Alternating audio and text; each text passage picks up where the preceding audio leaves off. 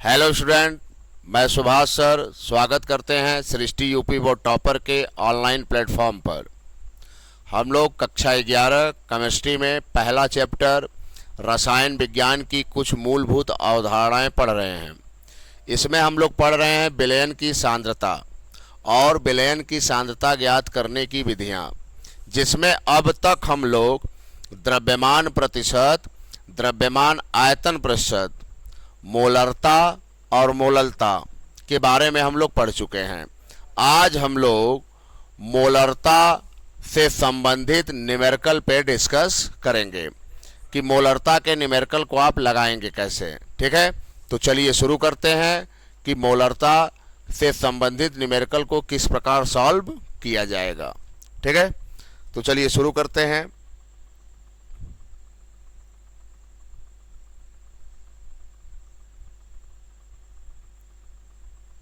देखिए, पहला क्वेश्चन हमारा है, ध्यान से देखिए। कह रहा है कि 5.85 ग्राम सोडियम क्लोराइड को जल में घोलकर 5.85 ग्राम सोडियम क्लोराइड को जल में घोलकर विलयन का आयतन 100 ml बनाया गया। तो प्राप्त विलयन की मोलरता ज्ञात कीजिए। तो देखिए, मोलरता निकालना हो या मोललता निकालना हो, पहले जो चीज़ निकालना हो आप उसका पहले फार्मूला लिख लें। फार्मूला लिखने का एक फ़ायदा आपको ये मिलेगा कि आपको पता चल जाएगा कि हमें क्या क्या मान चाहिए क्वेश्चन सॉल्व करने के लिए। तो हमसे क्या पूछा है जी? मोलरता हमसे पूछा है, तो हमें मोलरता निकालना है। तो पहले हम लिखेंगे कि मोलरता का फार्मूला क्या है। ध्यान दीजिए,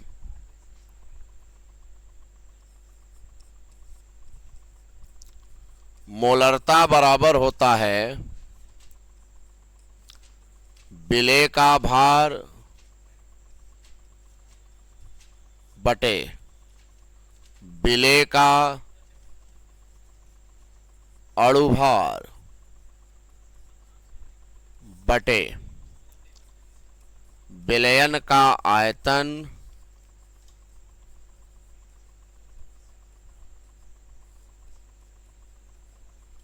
लीटर में।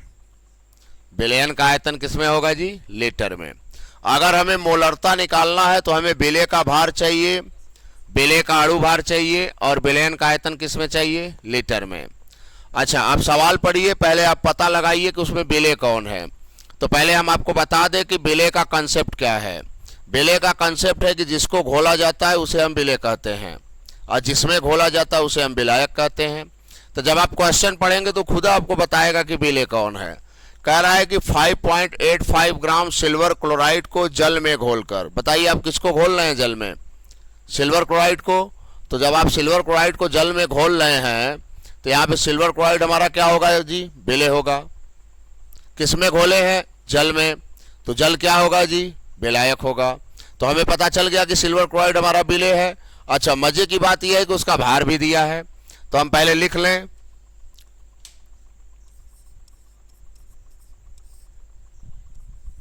विलेय यानी NaCl का भार कै ग्राम है जी? 5.85 ग्राम। तो एक चीज तो हमारा आ गया जी। अब हमें विलेय का अणु भार चाहिए। चलिए अणु भार निकाल लेते हैं। विलेय का अणुभार, तो जब हम विलेय का अणुभार निकालेंगे NaCl, तो सोडियम 23, क्लोरीन 35.5, 58.5। ठीक है। अच्छा, अब जरा ध्यान दीजिए, अणुभार आ गया हमारा। विलयन का आयतन हमें लीटर में चाहिए, तो विलयन का आयतन हमें दिया है 100 ml। विलयन का आयतन 100 ml हमें दिया है। तो आयतन को हम किस में बदल ले जी? लीटर में। 1000 से डिवाइड कर दें, 1/10 लीटर। सब कुछ आ गया, बस फार्मूले में पुट कर दें। मोलरता बराबर विलेय का भार 5.85, अणु भार 58.5, आयतन लीटर में 1/10, ठीक है। तो इसको हम लिख सकते हैं 5.85 बटे 58.5। हाई 10 उलट के कहाँ चला जाएगा जी, ऊपर, बटे 1। तो कुल मिला जुला के आएगा 1 मोल पर लीटर। क्या आएगा जी, 1 मोल पर लीटर। बहुत ही आसान न्यूमेरिकल है, ठीक है। तो ये आपका मोलरता कैलकुलेट हो गया, ठीक है। इसी क्रम में अगला क्वेश्चन हम लोग देखेंगे, जरा ध्यान दीजिए। ये जो अगला क्वेश्चन दिया है ये मोस्ट इंपॉर्टेंट क्वेश्चन है। ये बहुत बार आपके पेपर में पूछेगा क्वेश्चन, क्योंकि बहुत ही अच्छा क्वेश्चन है। इस क्वेश्चन की खास बात यह है कि इस क्वेश्चन में आपको ऑक्जेलिक अम्ल विलयन की नॉर्मलता दे दिया और आपसे मोलरता पूछ रहा है, यानी नॉर्मलता दे के मोलरता पूछा है। मजे की बात यह है। तो चलिए शुरू करते हैं। तो हम एक संबंध पढ़े हैं कि नॉर्मलता बटे मोलरता बराबर अणुभार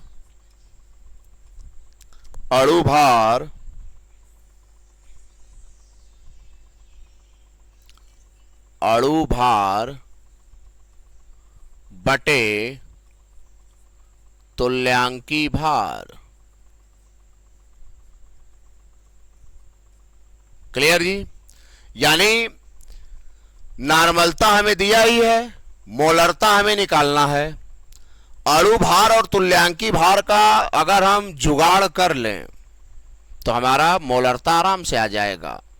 तो चलिए शुरू करते हैं। नॉर्मलता आपको दिया है 0.25, ठीक है।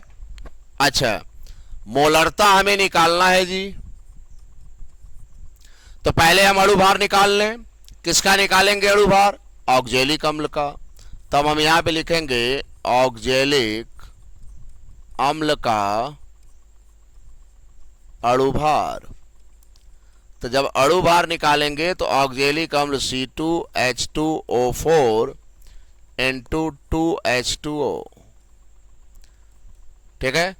1 गुणे 2 होगा जी, 12 गुणे 2 होगा, 16 गुणे 4 होगा, प्लस 2 गुणे जल का कितना होता है जी, 18। तो 2 प्लस 12 दूनी 24, 16 64, 18 दूनी 36। ये हुआ 26, 64, 36। तो 6 4 10, 6 16, 9 2 11, 1 12, 126। अणु भार कितना आ गया जी, 126। अब हमें तुल्यांकी भार चाहिए। तो चूंकि ये ऑक्जेलिक अम्ल है, अम्ल का तुल्यांकी भार हमें निकालना हो तो उसके अणु भार में उसकी क्षारकता से भाग दे दीजिए। तब हम यहां पे लिखेंगे ऑक्जेलिक अम्ल का तुल्यांकी भार। तो अणु भार कितना है जी, 126। अब इसकी क्षारकता की अगर हम बात करें तो H2C2O4, जब इसको आप तोड़ेंगे तो 2H प्लस और C2O4 डबल माइनस।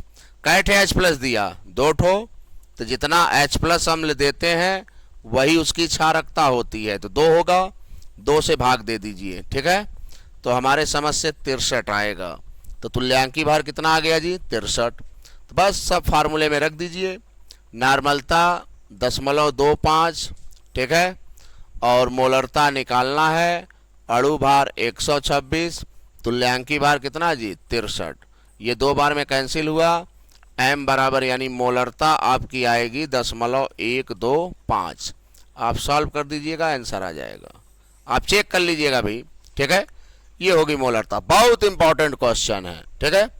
अगला क्वेश्चन देखते हैं, ठीक। अब अगला क्वेश्चन हमारा ये कह रहा है, ध्यान दीजिए। अगला क्वेश्चन हमारा ये कह रहा है कि H2SO4 का 0.2 मोलर विलयन बनाने के लिए 250 ml जल में कितना इस अम्ल के कितने ग्राम घोलने पड़ेंगे। तो हमें विलयन किसका बनाना है, सल्फ्यूरिक अम्ल का। तो विलय कौन होगा उसमें, सल्फ्यूरिक अम्ल। तब हम यहां पे लिखेंगे विलय यानी H2SO4 का भार हमसे पूछ रहा है जी। भार हम चलिए मान लेते हैं x ग्राम। भार क्या मान लेते हैं जी? x ग्राम। लेकिन हमें मोलरता में अणु भार की जरूरत पड़ेगी, तो जब हम अणु भार निकालेंगे H2SO4 का, H2SO4 1 गुणे 2 32, 16 गुणे 4, आप टोटल करेंगे 98 आएगा। विलयन का आयतन कितना दिया है जी? विलयन का आयतन 250 ml। तो लीटर में बदल ले भाई, इसको किससे भाग देंगे? 1000 से।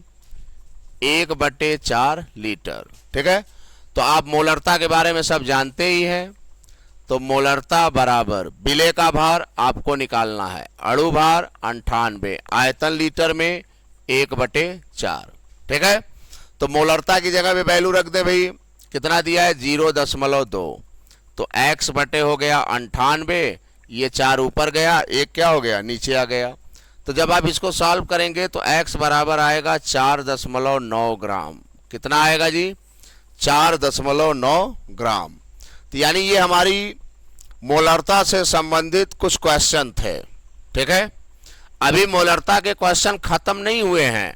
कभी कभी क्वेश्चन में मोलरता मोललता दोनों ऐड करके पूछ देता है, और कभी कभी तीनों पूछ देता है। ठीक है, तो कल के क्लास में हम लोग मोलरता और मोललता दोनों के कॉम्बिनेशन का क्वेश्चन लगाएंगे, कि उसमें मोलरता भी पूछा रहेगा और मोललता भी पूछा रहेगा। ठीक है, अच्छे अच्छे क्वेश्चनों को कल किया जाएगा। ठीक।